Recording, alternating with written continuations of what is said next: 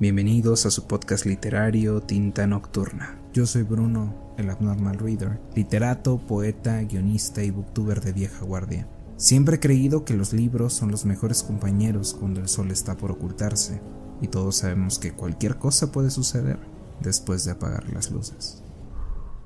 Iniciamos una nueva sesión en nuestra sociedad literaria nocturna. Apaguen sus velas, que en esta reunión hablaremos sobre las novelas escritas con cartas y la novela La Sociedad Literaria del Pie de Piel de Patata de Guernsey. Como podrán notar en el título de esta reunión, de la minuta de esta reunión, es sobre la novela epistolar, sobre sus orígenes, características y este libro que les comento. Como casi siempre en estas reuniones vamos a intentar definir qué es cada cosa, ¿no? En este caso, la novela epistolar podrá parecer algo poco fácil de recordar, ¿no? O algo, un concepto bastante complicado de literatura. Sin embargo, vamos a descubrir que no es tan difícil. Para hablar sobre qué es una epístola, que es como probablemente la palabra más difícil dentro de novela epistolar, en primera instancia recuerdo haber hablado de esto con mis alumnos y algunos me decían que era tal vez un arma o algún tipo de texto de la Biblia, y no estaban tan alejados con las dos excepciones, pero la realidad es que solo es una forma, digámoslo así, un poco fancy, un poco de caché, o de una forma muy elevada, muy clásica, muy culta de llamarle a las cartas. Eso quiere decir que la novela epistolar es una historia, como la mayoría de los libros o de las novelas, con todas las características de la novela imbuidas en ella o dentro de ella. Va a tener unas tramas complejas, va a tener personajes y los desarrollos de los mismos, además de puntos de conflicto, pero también puede ser el caso que se desarrolle esta historia narrando todo desde la perspectiva de una carta.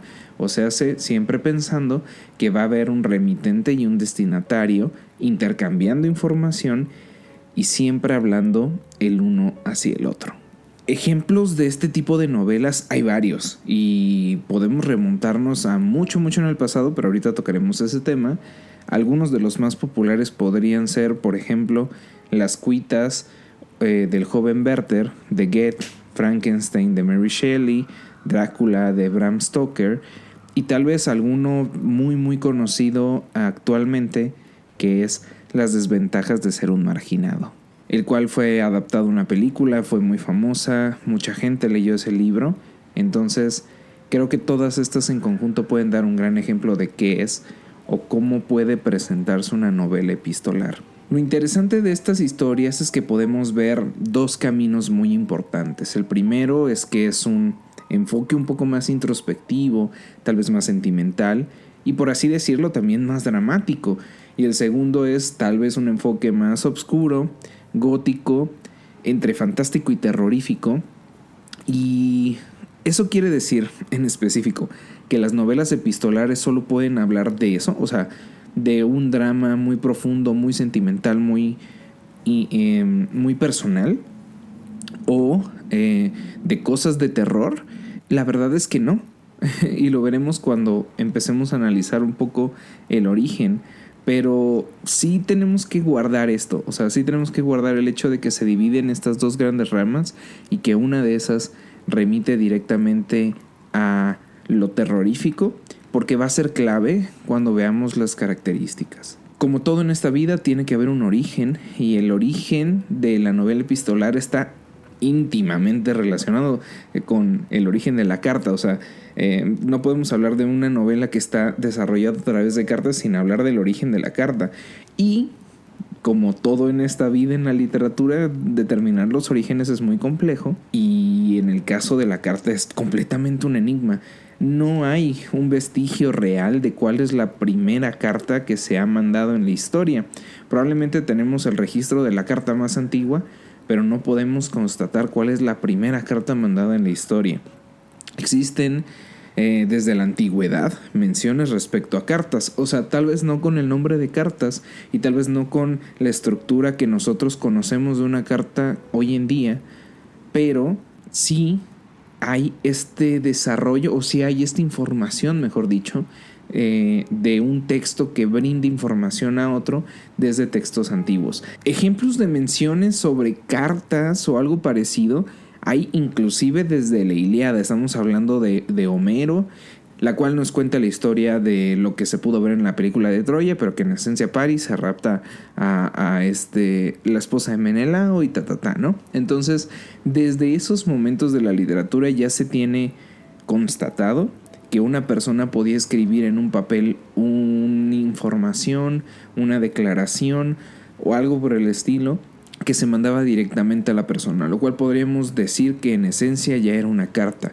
Sin embargo, el origen de las cartas referenciadas en la literatura ya más formal es probablemente con Ovidio en su texto de las Heroidas, que en esencia es una serie de poemas dedicados a las famosas heroínas clásicas. Entre los personajes que aparecían, pues había diosas, había mujeres dentro de estos textos, tal vez de Homero, que nunca se les había dado como su perspectiva de la historia. Las Heroidas de Ovidio es otro de los grandes fanfics de Ovidio, y la verdad es que el libro, más allá de lo que podemos hablar de las cartas, tiene cosas muy interesantes, ¿no? Lo más interesante a mi criterio para este tema es que su verdadero título, antes de llamarse como modernamente lo hablamos que es las Heroidas, era Epistulae Herodium, lo que quiere decir que la palabra epístola o epistulae, que ya remite a una carta, se conoce desde el siglo I después de Cristo. Se conoce o se remite directamente una carta como epístola, ¿no? Y tal vez otra cosa muy interesante es que fue el primer intento de Ovidio de darle voz a personajes femeninos de tal vez las historias homéricas o de las leyendas y mitos, como una forma de honrarlas y tal vez, ¿por qué no?, especular literariamente sobre los sentimientos de dichos personajes. La verdad es que no he tenido el gusto de leer las Heroidas, sin embargo he escuchado referencias al respecto en los prefacios de la Ilíada y la Odisea. Entonces créanme, bueno, los prefacios de las versiones críticas de la Ilíada y la Odisea. Entonces la verdad me llama mucho la atención, lo tendré en mi lista, díganme si quieren que la lea. Pero uno de los más interesantes y que sí me tocó leer en clase es un ejemplo de una carta que le escribe Penélope a Ulises o Odiseo de la Odisea, la cual es una joya porque justo nos permite ver, pues sí, esa perspectiva de tener que estar encerrada, tener que engañar, el mito del tejido, ¿no? De que tejía durante el día y destejía durante la noche, era magnífica. Entonces como que nos narra un poquito más al respecto. Posterior a eso tenemos numerosos volúmenes que consisten en recopilaciones directamente de cartas que realmente fueron enviadas, y es mucho el hincapié de realmente, y ahorita van a saber por qué. Las cuales podían o no tener características literarias que podrían ser leídas o interpretadas casi como una novela. Y también haciendo mucho hincapié en casi, ¿no? Porque este tipo de textos pues propiamente no eran o no tenían la intención de ser una novela en específico, porque en ese momento histórico no existían las novelas. Debemos de entender que la novela como la conocemos hoy en día o tiene el ancestro común de el Quijote, ¿no? En nuestra tradición. Pero tampoco necesariamente el Quijote es la primera novela, es considerada la primera novela, pero no creo que Cervantes haya pensado mientras la escribía, voy a hacer una novela. Entonces, asimismo sucede con estas recopilaciones de cartas. No eran pensadas para que fueran leídas como una novela, sin embargo, dentro de la escritura podías encontrar ciertas características fantásticas, exacerbadas, ciertos recursos literarios y retóricos, ¿no? Algunos de estos textos que son recopilaciones de cartas son, por ejemplo, cartas de las Indias, o inclusive, ¿por qué no?, las cartas de relación de Hernán Cortés.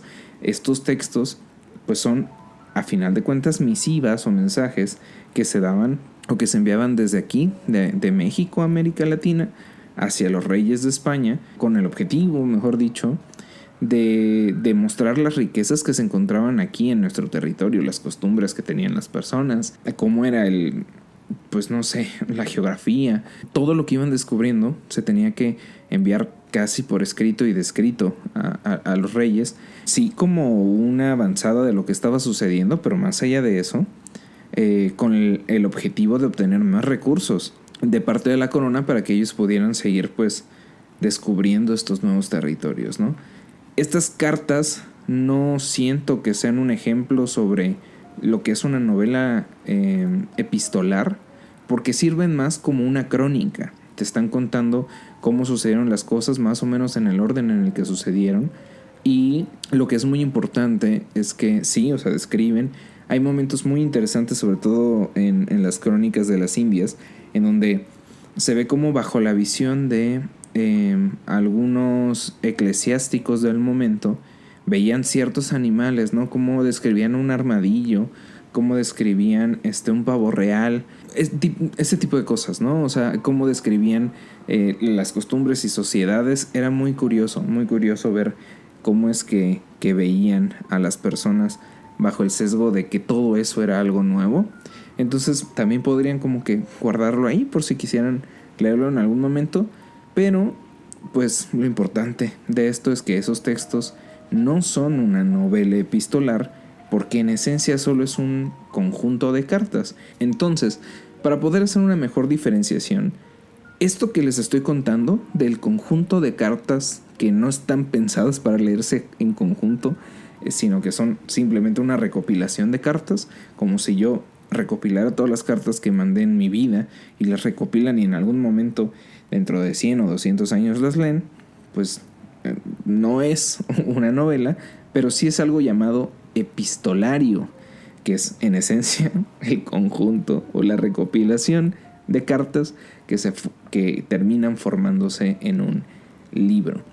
Ahora, ya remitiéndonos directamente a el origen de la novela epistolar, estrictamente hablando, hay dos posibles orígenes de este género, y son muy buenas hipótesis y ambas tienen formas de cómo sustentarse. La primera es que surgió de ejemplos en donde dentro de una novela o algo parecido a una novela, un texto que ya está pensado más para ser una novela o una protonovela, se insertaron un par de cartas dentro de la estructura y funcionó. O sea, era un recurso que tal vez no era muy utilizado, pero que se fue haciendo popular con el tiempo y que simplemente era ir metiendo cartas dentro de algo que tenía una estructura diferente. Y la segunda gran teoría, que es la que yo creo o la que yo considero es la más defendible de todas, es que surge de antiguos poemarios del medievo en el que se incluían cartas de los poetas a sus amadas y aparte los poemas que les hacían. Entonces, creo que eso es más común, creo que eso es más fácil de replicar y tendría mucho más sentido, porque es como de, pues sí, o sea, un poeta tendería a pensar que sí, todas sus obras son solo poemas, pero no, también textos ocasionales pueden tener cierto carácter poético, y las cartas de amor solían ser mucho más poéticas entonces, así que tiene todo el sentido del mundo que hicieran esto, ¿no? Y siento que es muy defendible porque hay varios ejemplos de cualquiera de los dos, pero sobre todo más de estos segundos, ¿no? Lo que sí se puede saber es que la novela epistolar es de nuestra tradición y eso está muy interesante. O sea, la novela epistolar surgió de la traducción de la tradición literaria iberoamericana o del español, porque tenemos ejemplos antiguos de esto, ¿no? Dentro de la primera hipótesis tenemos a Lazarillo de Tormes, que en algunos momentos, yo lo leí en la carrera, pero no me acuerdo bien en qué momento era una carta, se insertan pequeñas cartas como para dar veracidad, y esto es algo muy importante, sobre la historia de este chico, ¿no? Que es el Lazarillo de Tormes. Pero un ejemplo muy en específico y que sí leí en la carrera y que en mis clases no me dijeron que era importante por eso, es Cárcel de Amor de Diego de San Pedro. Es un nombre muy extraño, ¿no? Pero es un ejemplo de estos textos que sí son una novela, pero que se van insertando cartas. Cárcel de Amor es una historia muy interesante, como que toca diferentes tópicos respecto a lo que es el amor. Recuerdo que la gran parte de lo que leí en la carrera era sobre una persona que le encierran porque en esos momentos de la historia se pensaba que el amor desmedido, casi romántico como en el romanticismo, te volvía loco. Entonces lo encierran en una cárcel, literal, y él se dedica a escribir algunas cartas y de ahí como que se insertan cartas, pero también te van contando como si fuera una novela lo que sucede en la cárcel y lo que hizo que esta persona llegara a amar de la forma que ama y que lo encerraran, ¿no? Y, por así decirlo, el primer ejemplo que nosotros tenemos en nuestra tradición y en las demás sobre un texto o un libro hecho casi en su totalidad de cartas es Proceso de cartas de amores de Juan de Segura. También lo leí en la carrera y también son en esencia cartas de amor. Lo interesante de todo esto es que todos estos libros fueron publicados a finales del siglo XV o inicios del siglo XVI. Eso quiere decir que estoy contemplando un periodo de entre 1480, que todos los 1400 es el siglo XV, y 1550, que es el siglo, o sea, bueno, la mitad del siglo XVI. Y bueno, para seguir hablando un poco del género, antes de llegar a cómo este tipo de novela sobrevivió hasta nuestros días, es importante preguntarnos pues qué características tiene, ¿no? ¿Qué hace diferente a la novela epistolar que otros géneros u otras recopilaciones de cartas convencionales no tienen? ¿Qué es lo que dices, bueno, necesita ser su propio género? Dentro de estas características siento que existen dos grandes diferenciadores. El primero es que se suele desarrollar en un solo argumento y que tendrá, en esencia, por ende, un hilo argumental central, uno solo, que será desarrollado. Y pensémoslo un poco como en los antiguos correos o los mensajes de texto, pero los SMS, ¿no? Siento que ahorita por las redes sociales ya podemos llevar en diferentes redes sociales diferentes conversaciones con la misma persona, pero cuando solo teníamos ciertos medios y una cierta cantidad de caracteres, pues hablábamos sobre un mismo tema y manteníamos la conversación sobre ese mismo tema hasta que ese tema se acababa y pasabas a otro, ¿no? Digamos que esa es la característica de estas novelas epistolares, que no distan mucho de una novela. Una novela en teoría tiene un eje central y rector, una problemática que se tiene que resolver, pero pues esa es la primera característica. Y la segunda es que tanto las cartas como los personajes que se van a cartear tienen que ser ficticios. Eso es lo que haría diferente una novela epistolar de los epistolarios. Los epistolarios son de gente que vivió y hablan de situaciones que probablemente sucedieron. ¿Por qué? Pues porque es un archivo, es un pedazo de historia resguardado en texto. En el caso de la novela epistolar, pues sí, para que se considere novela se necesita este carácter ficticio, esta invención, ¿no? Entonces, los personajes, tal vez no los hechos, pero los personajes al menos no tendrían por qué haber existido. Sin embargo, hay características un poco más específicas y que van a estar muy buenas. Vamos a aprender cositas interesantes aquí. Y uno de esos es algo que a mi criterio es muy obvio y que tiene una palabra muy mamadora que hoy podemos aprender y que vaya, si en algún momento lo utilizas, si encuentras el contexto para utilizarla, está genial. Y que dentro de los mismos estudiantes de mi carrera, literatura, a veces se ocupa como, qué cultismo, ¿no? Y es como, qué exquisito. Pero pues no es como que hoy en día cuando yo le explique a alguien sobre literatura utilice este término. Pero bueno, yendo al punto, este tipo de novela, o sea, la novela epistolar, tiene una cierta característica importante, y es que los personajes que se cartean obligatoriamente deben de tener o deben compartir el mismo cronotopo. Y para definirlo de una forma muy básica, porque podría seguir utilizando palabras complejas para esto, es el espacio-tiempo en el que conviven los personajes. O sea, eso es el cronotopo. Y tú dirás, bueno, pues todas las novelas tienen un mismo cronotopo. O sea, todos los personajes de una misma novela comparten el cronotopo. Sí, o sea, claro que sí, porque si no sería como que muy extraño. O a veces no, pero terminan convergiendo, ¿no? O en ese libro no se explica, pero como es una saga de 10 libros, en el libro 5 te lo van a explicar. Y eso es importante por algo muy simple, que es cómo se está realizando la comunicación a través de cartas. El cronotopo es muy importante porque tienes que considerar que esas personas se están comunicando con cartas. Tú no puedes decir por poner un ejemplo, que una carta que se está mandando de forma física es mandada de Londres a México y que llegue el mismo día. Aún en nuestros tiempos, o sea, en este siglo XXI, tú no puedes mandar una carta de México a Londres y decir que llegó el mismo día. O sea, es imposible, ¿no? Yo creo que una carta que fue mandada de México a Londres tardará unos 5 días en llegar, ¿no? Y es justo a eso a lo que voy. El cronotopo es algo muy importante porque tú tienes que considerar traslados, tiempos, inclusive hechos. Por ejemplo, pensemos, ¿no?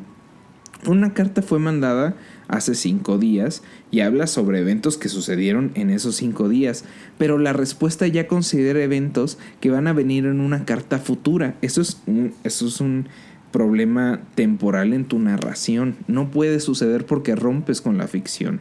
Entonces, por eso es que el cronotopo se vuelve muy importante, porque el cronotopo conlleva el hecho de que estas cartas y estos mensajes tienen que ser creíbles. Por ejemplo, ¿no?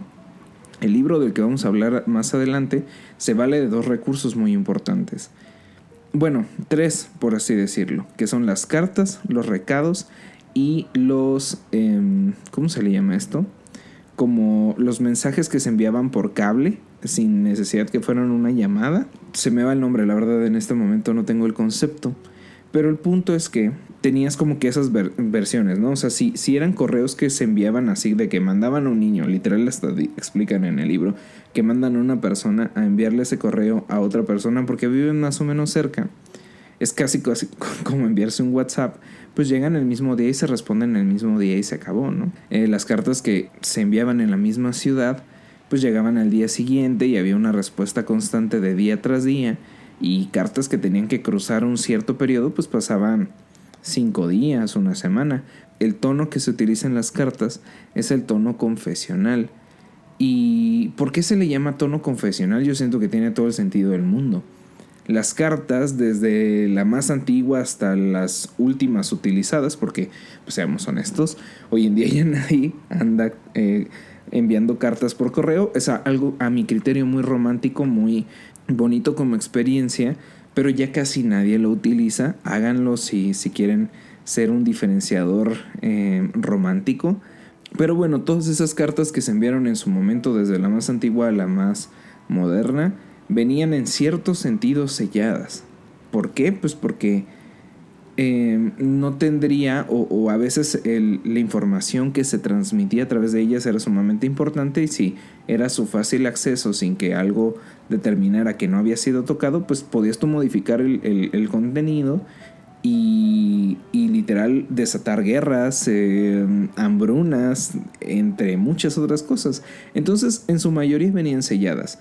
Por ende, se podía tener la confianza de que solo las 2 personas que son los corresponsales de estas cartas, la persona que la envió y la persona que la va a leer, y viceversa, van a ser las únicas que van a leer ese texto. Entonces, desde la antigüedad, las cartas te permiten tener un tono más personal, más objetivo que otros géneros que había en ese entonces. Hoy en día, pues, tú tienes WhatsApp y envías fotos y envías videos y lo que sea. Pero en ese momento se cuidaban tanto las formas que realmente en las cartas tú podías ser mucho más laxo. Si era hacia una persona que no conocías, pues no. Pero conforme iban pasando las cartas, probablemente te volvías un poco más laxo en la estructura, en lo que querías decir, en cómo lo escribías.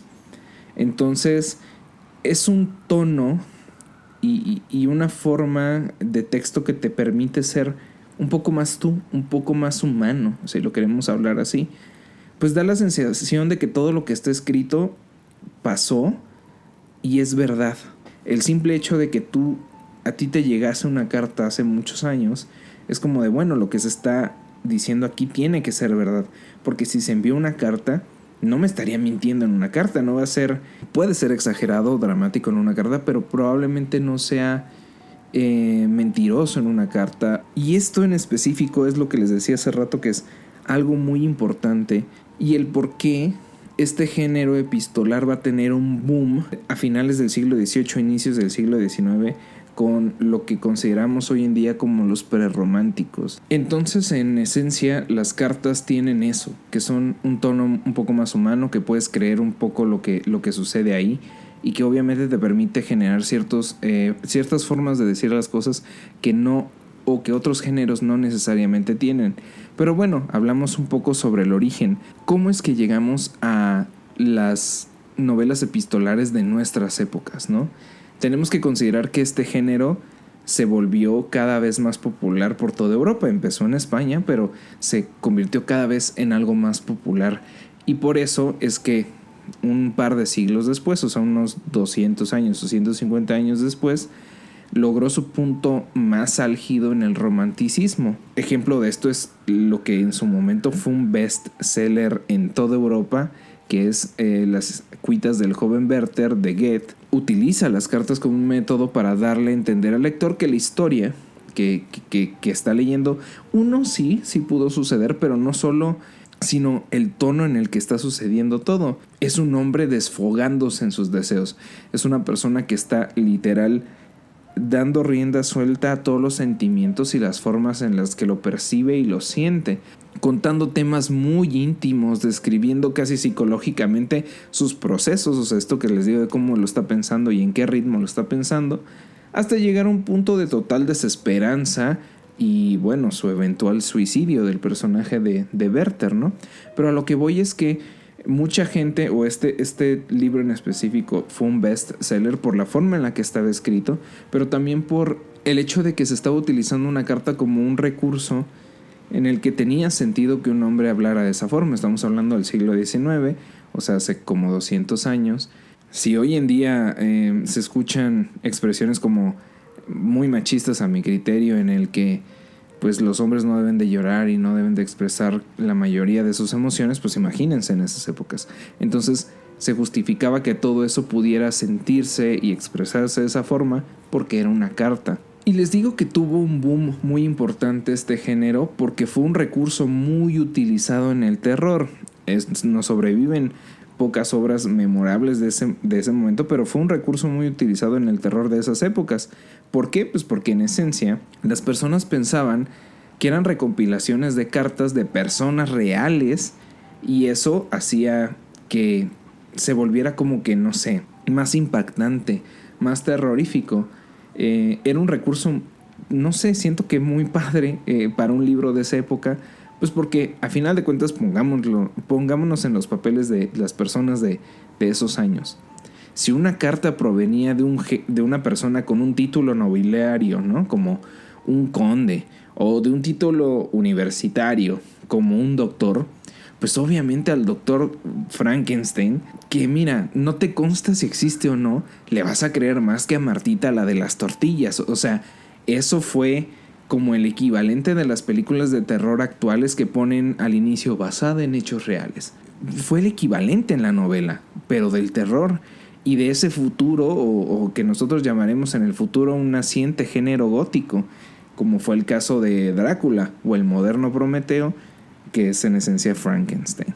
Y bueno, es así como gracias a que se vinculó mucho este estilo o este recurso con el terror, se pudo ir evolucionando y se pudieron hacer diferentes adaptaciones y que se fueron agregando a la novela. Por ejemplo, pensemos en que también se fueron agregando telegramas, que esa es la palabra que estaba buscando hace rato. También se empezaron a agregar notas periodísticas para también darle este sentido como de realidad más real, ¿no? Como una realidad aumentada en la literatura, que se puede ver en uno de los primeros libros de Stephen King, que es Carrie. Y por ejemplo, hoy en día hay algunas novelas que ya integran correos electrónicos insertos, mensajes de texto, como es el caso de Las ventajas de ser un marginado, inclusive en algunos momentos, por ejemplo, de novelas de John Green, pues se utilizan este tipo de recursos. Y si bien el género de la novela epistolar no siento que en este momento pase su punto más alto, no creo que desaparezca, está muy lejos de desaparecer, solo es cuestión de que se adapte o se logre por fin adaptar orgánicamente las formas más inmediatas en las que nos comunicamos ahora con las redes sociales, las videollamadas y todas las posibilidades, ¿no? La neta no me sorprendería que allá afuera ya haya muy buenas novelas terminadas o inclusive en proceso que se valgan de esto que les digo, ¿no? De adaptar un poco cómo nos comunicamos en redes sociales para encontrar nuevos horizontes o para inclusive, ¿no? Poder meter un poco más a la juventud, a los textos, la literatura. Pero pues sí, o sea, eso es una novela epistolar. Esta es un poco la historia de la novela epistolar. Y como es parte de este programa, vamos a pasar a nuestra sección de la reseña y hablaremos sobre la Sociedad Literaria del Pay de Piel de Patata de Guernsey. Y bueno, dentro de sus generalidades tenemos que tiene 2 autoras, Annie Barrows y Mary Ann Schaffer. Es de Ediciones Salamandra del sello editorial Penguin Random House y tiene 304 páginas. Como sinopsis general del libro, por si no has leído La Sociedad Literaria del Pay de Piel de Patata o no has visto su adaptación en Netflix en serie, tras la Segunda Gran Guerra, Londres se encuentra en reconstrucción debido a los daños de las bombas, y entre los escombros de su antiguo hogar, en forma de recuerdos y en búsqueda de inspiración, Juliet Ashton, que es una joven escritora, recibe en su casa una carta de una persona de Guernsey, una isla en el Canal de la Mancha, que dice tener un libro que le pertenece. Y pues ya empezamos con una premisa muy extraña, ¿no? Pero pues es así como Juliet comienza a cartearse con esta persona y la lleva a conocer diferentes personalidades o personajes que viven en esta isla llamada Guernsey, con las que va a intercambiar correspondencias y que la llevarán a conocer lugares diferentes y pues no sé, encontrar también el tema de su próximo libro y quizás también al amor de su vida. Siento que este libro es un gran ejemplo de una novela epistolar y se convierte rápidamente en un entrañable libro con un singular nombre muy muy largo, pero que, bueno, conforme vas avanzando en el libro descubres que cada palabra dentro del nombre es muy importante, ¿no?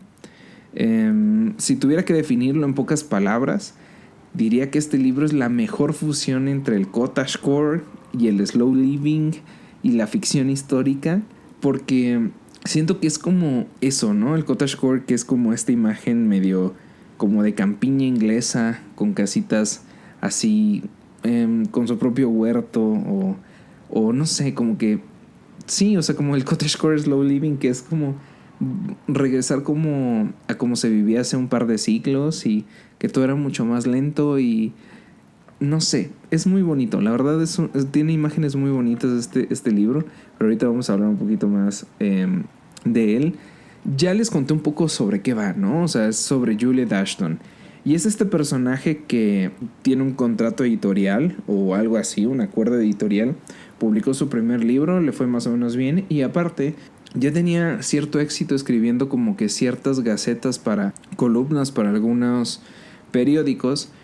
Entonces como que ya tenía esta credibilidad de fondo y empieza a escribir, pero se siente en un bloqueo escritor porque pierde su casa, la casa que para ella representaba todos sus sueños, ilusiones y muchas cosas más. La gente la presiona porque le dicen que bueno, ahorita vive en una parte en la que no le gusta vivir y le dicen, no, pues cásate, como es muy común en esa época, supongo, y sigue siendo a veces un poco común. Entonces ella, como que un poco rehuyendo de eso, empieza como a cartearse con esta persona que le dice que tiene un libro de ella, que se infiere por la historia que sacaron de los escombros de su casa y que vendieron en algún momento, y descubre este lugar que es Guernsey. Guernsey es una isla que actualmente sigue estando en pie. Bueno, es una isla, ¿no? Pero sigue habiendo población ahí. Por lo que me metí a ver, es muy bonita. Oficialmente este libro me hizo querer ir a Guernsey y conocer ese lugar porque se ve magnífico. Juliet como que intenta evadir un poco esa serie de responsabilidades y el hecho de que no le gusta donde está viviendo y empieza a conocer gente y se da cuenta de que llevan una vida muy interesante, que esa isla tiene una historia muy interesante porque fue ocupada por los alemanes como una cierta avanzada para tener una presión sobre Londres o Inglaterra en general, y la forma en la que vive la gente, el cómo se expresa, los chismes que se van desarrollando, porque pues como sabemos, ¿no? Pueblo chico, infierno grande, van absorbiéndola y le dan como que cierto poder o no sé, sí, la empoderan, hace que se sienta cada vez más querida y aceptada en un grupo que a veces cuando tú te sientes solo es muy importante, ¿no? Y este grupo social que la acepta es esta sociedad literaria. O sea, desde el título se sabe que habla de una sociedad literaria, como que un club de lectura, por así decirlo. Y yo sabía que iban a hablar de eso, o sea, es el título del texto. Pero no esperaba que fuera un gran retrato, o sea, que este libro también funcionara como un gran retrato de la posguerra, de los estragos que tuvo la misma, no solo en las grandes ciudades, ¿no? O sea, que sí te cuentan, yo no tenía ni idea de que gran parte de Londres había recibido bombas y que estaba destruida y que se tuvo que reconstruir en cierto aspecto, muchas fachadas de casas o muchas casas directamente. Entonces los estragos de la guerra sobre los niveles sociales que había en esos momentos durante la guerra. Y también me gusta por este discurso del buscarte a ti mismo a través de revincularte con nuevos espacios y con nuevas personas. Porque como bien dicen, ¿no? Tú eres con quien te juntas y un poco eres donde estás, ¿no? Juliet comienza a juntarse con diferentes personas por cartas y comienza a visitar diferentes lugares, y eso hace que ella cambie su perspectiva de vida y salga de ese, pues tal vez bloqueo escritor / depresión que tiene por el cambio de departamento en el que ahora vive. Y creo que eso es lo que hizo que esta obra fuera muy personal para mí, me habló directamente. Pues he estado en la posición de Juliet, y creo que todos hemos estado en la posición de Juliet, de que no te encuentras en un cierto lugar, que sientes que necesitas moverte, pero a la vez como que no quieres hacerlo porque sientes que estás huyendo de ti mismo o estás huyendo de los problemas.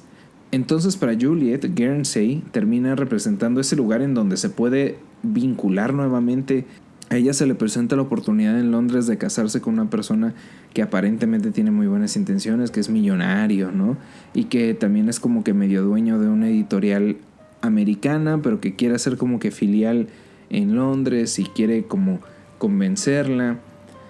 Entonces siento que es como esa lucha de mantenerte en lo mismo, cambiar porque la vida te está pidiendo que cambies o porque simplemente tú no te sientes cómodo en el lugar en el que estás, ¿no? Y cómo es que esa revinculación con gente te ayuda a entender lo desgastado que está el tejido social tras la guerra, los deseos, las ambiciones, los bloqueos que se puede tener en cuestiones simples o diarias, ¿no? Ni siquiera hablando de Juliet en específico con su escritura.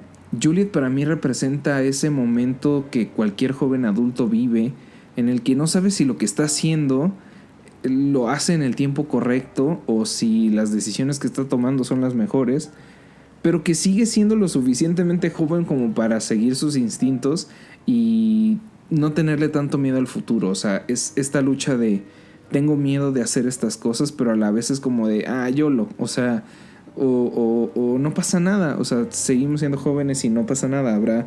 Si tomamos malas decisiones podemos revincularnos o volver a nuestro cauce en algún momento, ¿no? Ese poco miedo al futuro que a veces tenemos nosotros en nuestros 20s, por ejemplo, como es el caso de Juliet o como es mi caso en específico.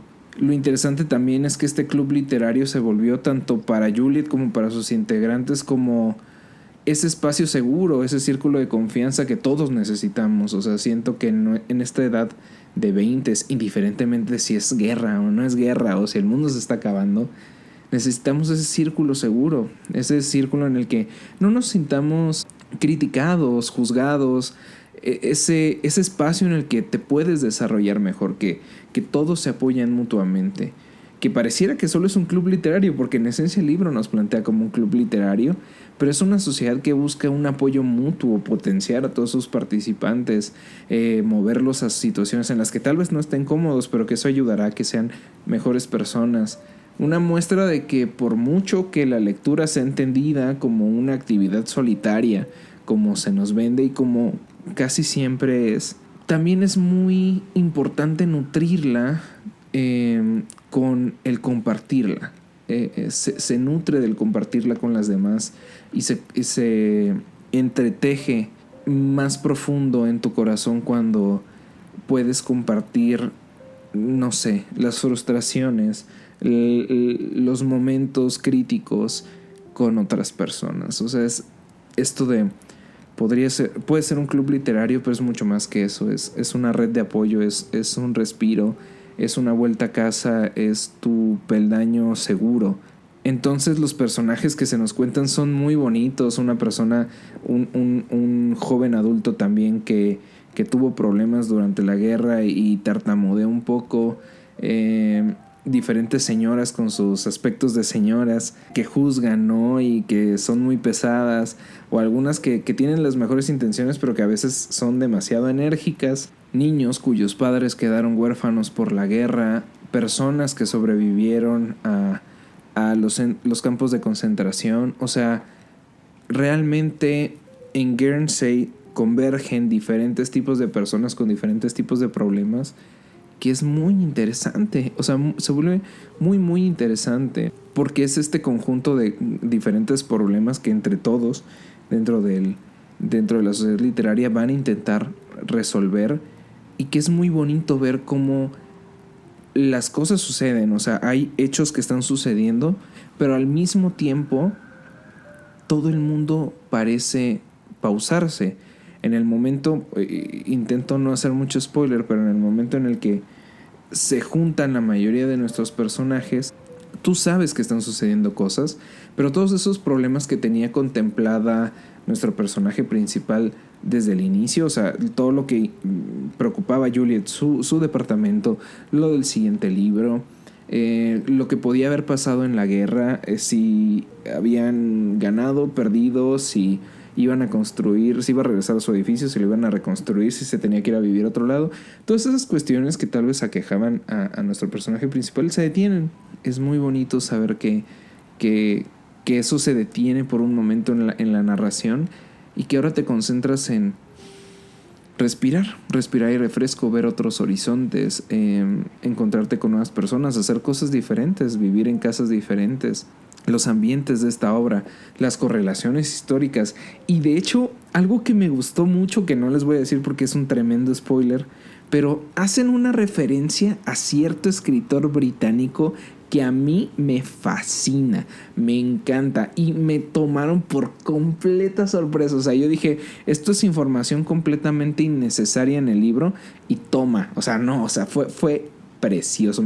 O sea, todo lo que te plantean son imágenes muy claras, muy acogedoras, muy simples. Por eso digo que es como el cottagecore y el slow living conviviendo, porque es algo simple, es algo tranquilo. Paisajes ingleses que a mí en general me gustan, ¿no? He leído mucha literatura inglesa y que me encantan desde que tengo memoria, pero que ahora que leo este libro digo, Guernsey está en mi lista oficial de lugares que tengo que visitar en mis futuros viajes. Y eso que es una lista muy corta, o sea, realmente yo no soy una persona de viajar mucho, pero me fascinó, no, me encantó, me conmovió casi hasta las lágrimas. Es un libro también que, por el hecho de estar escrito en cartas, es muy fácil de avanzar, de leer, y que no te abruma. O sea, es un libro que no te abruma leerlo, que no se vuelve pesado, tal vez muy particulares momentos, pero son muy pequeñitos porque las cartas son muy cortas. Entonces tal vez una o dos cartas no te gustaron, o pareciera que no dan mucha información durante todo el libro, y es como todo lo demás es conmovedor, es tranquilo, es un respiro. Venía de leer cosas como thriller, inclusive cosas más serias como Drácula, y este libro justo me ayudó a hacer como, ay, qué bonito. Este tipo de lecturas casi no las suelo tener. Tiene muchos años que no tengo lecturas tan peaceful, tan tranquilas, tan relajantes, que para mí fue una bocanada de aire fresco. Fue como, güey, qué hermoso es esto. Entonces, es de estos libros que sí, o sea, tiene todo esto que es tranquilo, pero también no se tienta las manos en tocar momentos muy crudos, temas muy complicados. Hablando, por ejemplo, lo que les decía de campos de concentración, ocupaciones alemanas, sobre cómo, no sé, tu vecino te tenía que robar alimento porque ya no tenía para comer. Y pese a eso, también es como de esto de cómo un libro tan conmovedor, porque para mí fue muy conmovedor, muy tranquilo, puede hablarte de estos dos paradigmas tan diferentes sin que se sienta forzado. Se me hace un trabajo muy bueno de escritura. Y es algo que la neta me gustaría preguntarle a las autoras, ¿no? ¿Cómo es que lo lograron? O sea, lo lograron a creces hacer un libro que te plantea situaciones tan tranquilas y problemas que yo he sentido tan personales, pero que no se sienten abrumadores y que te tocan temas históricos muy complejos de formas que dices, bueno, así es la vida y teníamos que seguir adelante y se siguió adelante. Entonces, la Sociedad Literaria del Pay de Piel de Patata de Guernsey es recomendadísimo. La verdad no les voy a explicar aquí también por qué se llama así, porque es un nombre tan largo, pero tienen que leerlo. Es un gran libro y son 304 páginas. Les juro que en una semana, aunque no seas un lector asiduo, en una semana te lo echas. Siendo muy honesto, no esperaba gran cosa de este libro. Sí lo sabía como, no sé, un descanso de todas estas lecturas un poco más densas, pero fue hermoso. Si tienes un bloqueo de lector, este libro es el tuyo.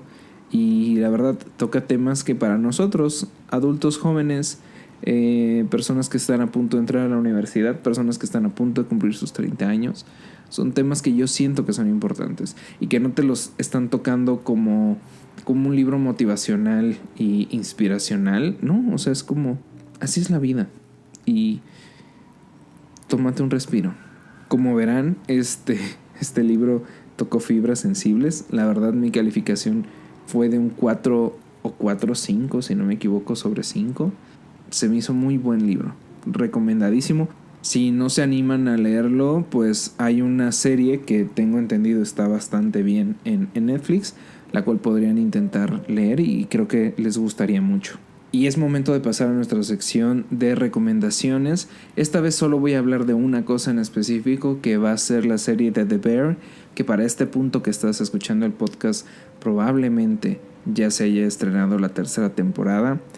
Y creo que este es uno de los episodios más personales porque hace poco tuve la oportunidad de ver la 2ª temporada y creo que es una serie que es muy buena porque al igual un poco que como el libro del que hablamos hace un momento, The Bear nos habla sobre Carmy, que es un chef que estuvo en los mejores restaurantes o uno de los mejores restaurantes del mundo y que vivió real mucho trauma, tiene mucho trauma al respecto porque fue un momento muy oscuro de su vida. Estaba cumpliendo sus sueños en cierto sentido, pero no estaba sintiéndose bien con el hecho de lo que había conseguido. Entonces recibe lamentablemente en ese punto más triste de su vida, más tenso, una carta de su hermano, el cual lamentablemente perdió la vida o se quitó la vida y le deja como herencia su restaurante de sándwiches en Chicago. Entonces pasa de Nueva York, si no me equivoco, a Chicago. Ahora hacer frente a este nuevo desafío, que es volver ese restaurante de sándwiches en una máquina de producción de sándwiches. Y más allá de eso, la posibilidad de convertir ese pequeño lugar en un restaurante que merezca estrellas y reconocimientos internacionales. Lo interesante no siento que sea la premisa en sí, porque siento que es como este camino del héroe muy, muy típico, sino el hecho de que todos los personajes tienen conflictos internos dentro de un mismo equipo que demarca el cómo las relaciones entre ellos van a ser problemáticas y cómo las van a superar, y cómo ese deseo de ser más va a intentar impregnar a todo el equipo y realmente hay un cambio muy importante. Creo que durante la 1ª y la 2ª temporada, pero creo que sobre todo la 2ª temporada, siento que sí plantea este hecho de ser un cambio completo en los personajes, este motor de la trama importante, porque en la 1ª temporada todos son problemas, es un problema tras otro, y ir superándolos hasta que se ahogan y ya no pueden hacer más.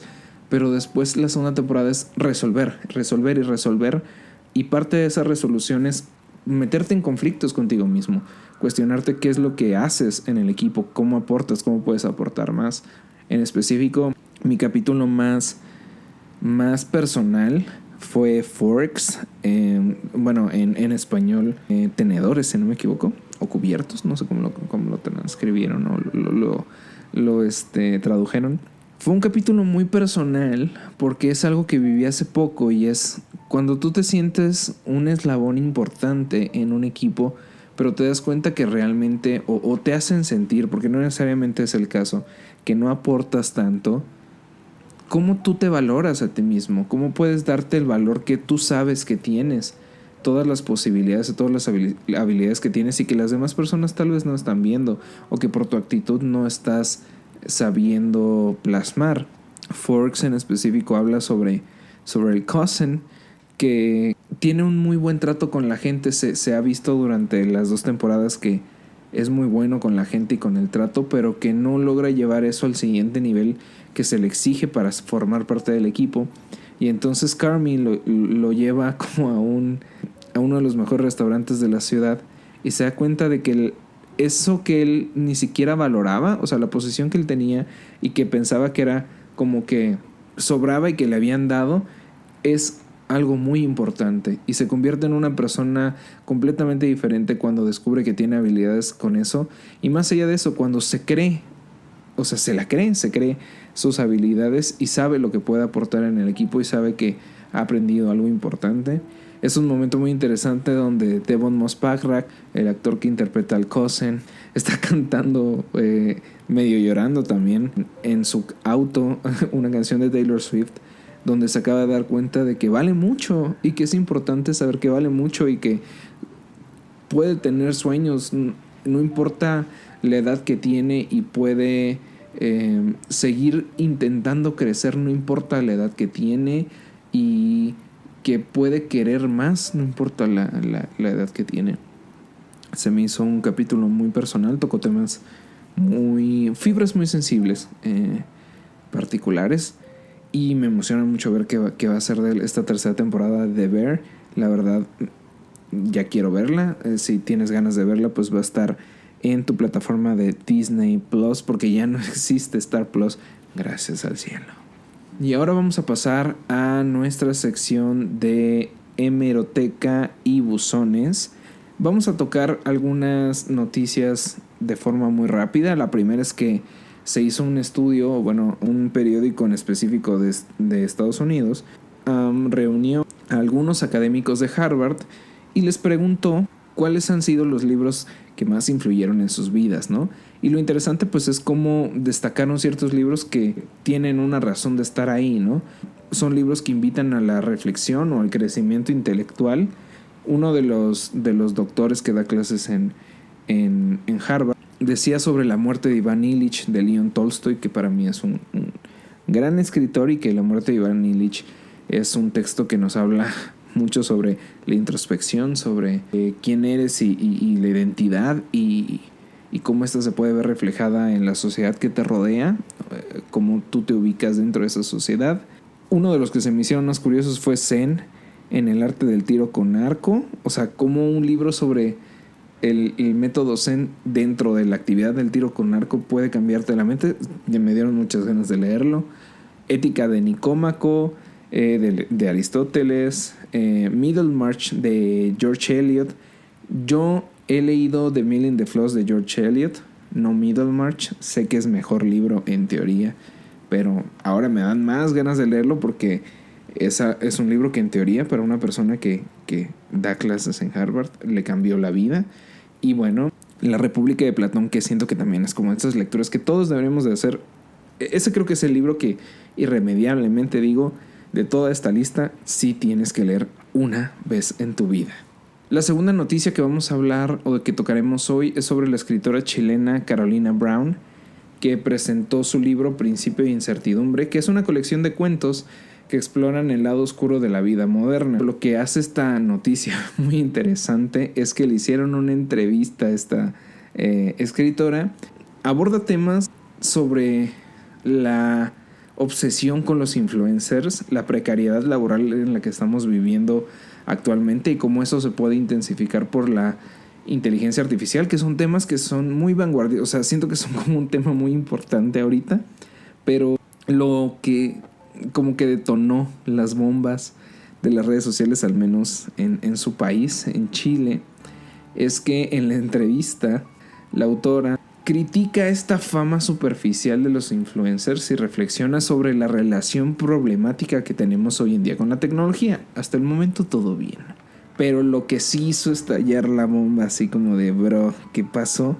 Es que literal, o sea, estoy citándolo literal, palabras que ella dijo en su entrevista. Los influencers se hacen famosos de manera circunstancial. No hay un trabajo o un talento de fondo. Es puro humo. Y bueno, para empezar, pues yo no me considero un influencer. No siento ser la voz de los influencers. Mi intención no es ser un influencer. Mi intención es compartir lo que me gusta. Pero sí me molestó particularmente que digan que no hay trabajo o talento de fondo en los influencers. O sea, sí coincido en que hay mucha gente, sobre todo con TikTok ahora, pero mucha gente en la historia del contenido en internet que se ha hecho famosa por cuestiones circunstanciales. Pero inclusive citando a un gran creador de contenido a mi criterio, tal vez no una gran persona, pero sí un gran creador de contenido, Gabriel Montiel, conocido como el Wherever Tomorrow. A veces lo importante no es llegar a tener números o a tener mucha audiencia. Lo importante es mantenerte. Y para mantenerte en esa industria o como creador de contenido, se hace falta trabajo.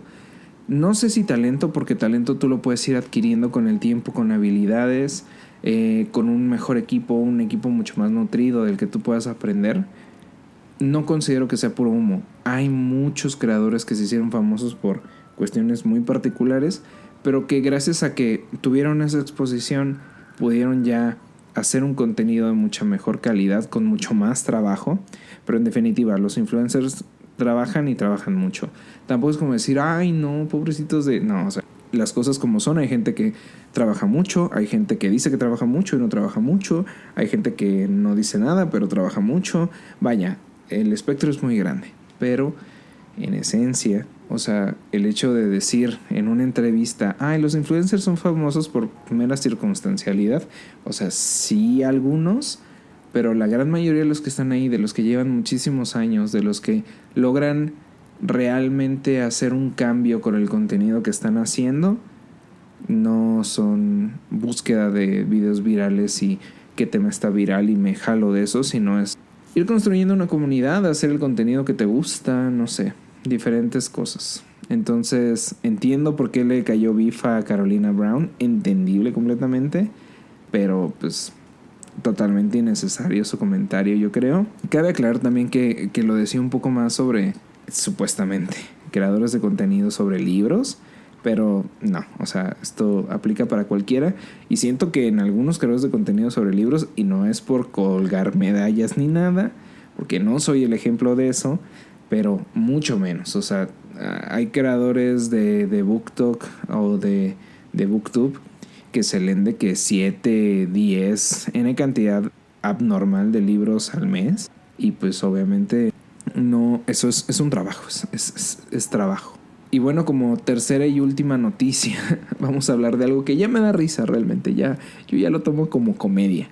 Y es que George R.R. Martin, el escritor de la saga de Canción de Hielo y Fuego, mejor conocida como Juego de Tronos, ha declarado que el lanzamiento de Vientos de Invierno, el cual será el 6º libro esperado de la saga, aún no tiene fecha.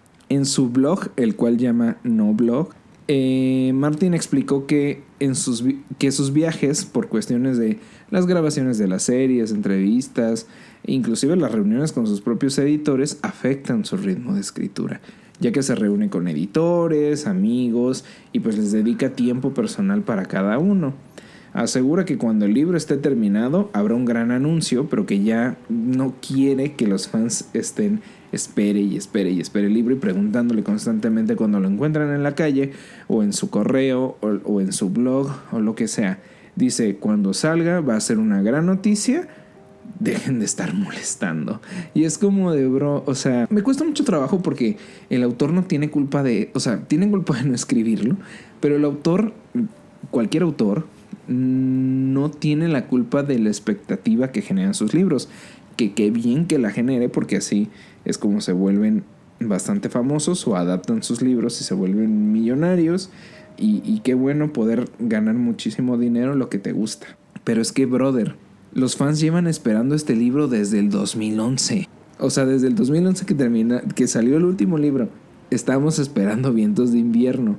Yo llevo 6 años consecutivos, 6, casi 7, diciendo no. Yo siento que Martin ya lo tiene terminado y está avanzando el segundo para intentar sacar los dos en el menor tiempo posible y así. Pero ya no tengo argumentos para decir nada.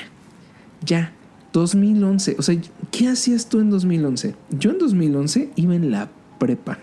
En la prepa, mamón. O sea, no, 2000 no, sí, mi primer año de prepa.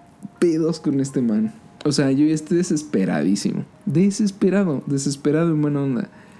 Yo ya me hice a la idea de que no voy a leer el último libro de la saga porque no lo va a terminar. O sea, no va a terminar la saga. La va a tener que escribir Brandon Sanderson o la va a tener que escribir N o Y. No la va a terminar. Yo solo espero que Vientos de Invierno salga y sea un buen libro y diga, güey, qué chido, qué bueno que tuvo esta consecución la historia. No voy a ver el final, nunca voy a saber el final. O no como él lo hubiera escrito, tal vez como otra persona lo escribió por las notas que dejé. Pero yo ya me cansé, la neta. Yo ya me cansé. O sea, disfruto mucho las series, cualquier libro, cualquier cuento que saque de El Caballero de los Siete Reinos, cualquier actualización, la voy a esperar con mucho, con buena vibra. Yo sé que ese Vientos de Invierno va a salir en 7 años. Va a ser el último libro que escriba George R.R. Martin. Y va a dejar 3 libros inconclusos. La segunda parte de Fuego y Sangre, la segunda parte de los cuentos de Duncan y Egg y Vientos de Invierno. Y lo chido es que, por ejemplo, yo no tendría problema con que Fuego y Sangre y la segunda parte de Duncan y Egg del Caballero de los Siete Reinos lo escriban otros autores. No tendría ningún problema al respecto. Pero sí sentiría muy triste que el último libro, Canción de Sueños de Verano, si no me equivoco, se va a llamar el último, sea escrito por otra persona. Pues para mí es desesperante, la verdad, es muy desesperante. Yo ya me cansé de justificar el por qué te tardarías tanto tiempo en escribir un libro. Yo entiendo que yo no hago esa tarea y que yo también llevo muchos años postergando cosas importantes en mi vida. Pero bro, o sea, 2011, ya pasaron 12 años, 13 años, vamos para 14 años esperando un libro, bro. No, qué triste. Por más que intento querer a Martin como lo quería hace unos 5 o 6 años, ya no, la neta ya no. Y ya me hice la idea triste de ese va a ser el último libro que va a escribir Martin. Y qué chido, qué buen pedo que va a poder casi concluir su saga. Pero qué triste que todas las cosas lo hayan llevado a este punto y que en teoría, ¿no? Porque eso es lo que él dice en su nuevo blog, haya sucedido la pandemia y haya pasado todo esto. Yo espero que se reponga pronto emocionalmente y pueda seguir escribiendo, pero no lo veo claro. Y bueno, a diferencia de otras sesiones no vamos a tener poema final. Esta sesión se retrasó mucho porque la mayoría de nosotros estaban en finales. Muchos de nuestros integrantes se fueron de vacaciones y pues como siempre en el colegio solo se quedaron las personas que no querían pasar o no tuvieron la oportunidad de pasar vacaciones con su familia. Así que nos tomamos un pequeño descanso, pero volvemos con el ritmo habitual. No vamos a tener poema en esta ocasión, así que yo creo que por este momento levantamos la sesión. Enciendan sus velas, caminen con mucho cuidado y en silencio a sus recámaras y de preferencia que nadie sea descubierto esta noche. Muchas gracias por escuchar este podcast, te agradezco muchísimo tu participación en los comentarios, tu like. Si te gusta, compártelo, la verdad me serviría mucho. Y bueno, yo me despido por esta ocasión, soy Bruno, el Abnormal Reader, y nos escuchamos en el siguiente episodio.